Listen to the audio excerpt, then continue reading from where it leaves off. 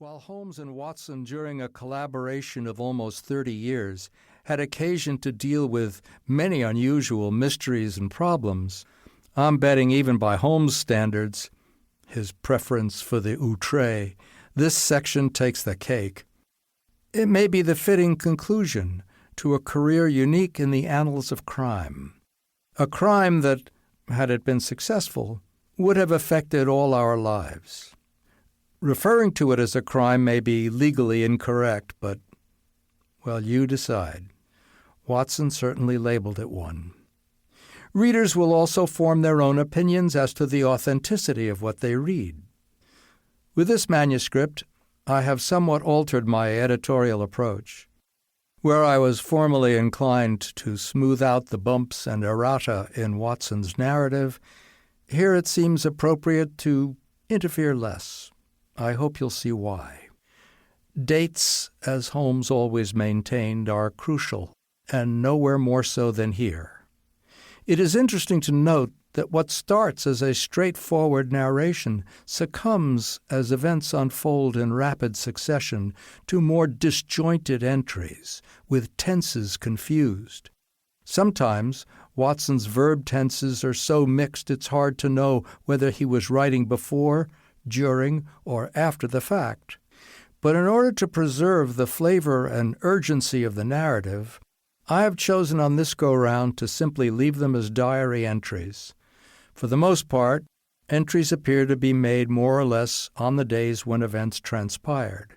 But there is also evidence some entries were revised. By whom must remain an open question, though the cramped penmanship certainly resembles the doctor's hand. There are ink stains, arrows, and insertions enough to confuse the most scrupulous reader.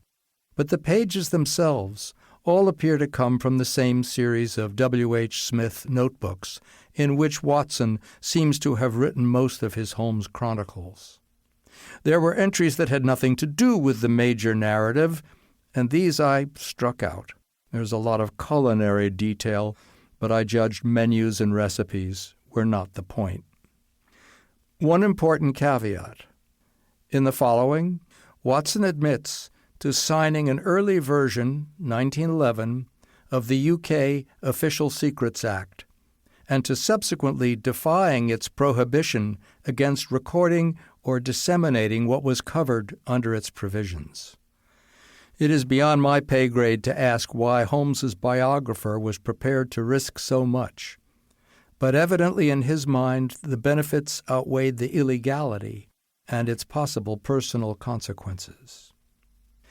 I have supplied footnotes where I think they may be helpful, but you can always ignore them, and also photographs of the participants where I could locate them.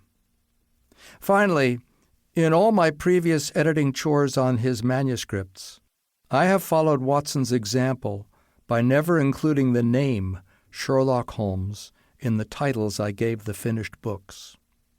Now, for the first time, I am breaking with that tradition and precedent for reasons I hope the reader will find self-evident. I now turn the story over to John H. Watson, M.D. Nicholas Meyer, Los Angeles, 2023. Extracts from Watson's diary. 2nd of June, 1916. Another blood-soaked day. I am spent after 10 hours in surgery.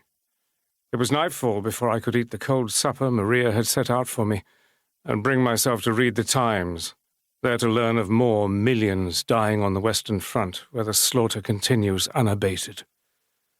As both patient and surgeon, I have known the terrible price of battle. But this surpasses anything in my experience. It is hard to believe the extinction of an entire generation is the price England must pay to prevent the German double-headed eagle waving over Buckingham Palace and the imbecilic Kaiser sitting on his grandmother's throne. Footnote: the Kaiser's grandmother was Queen Victoria.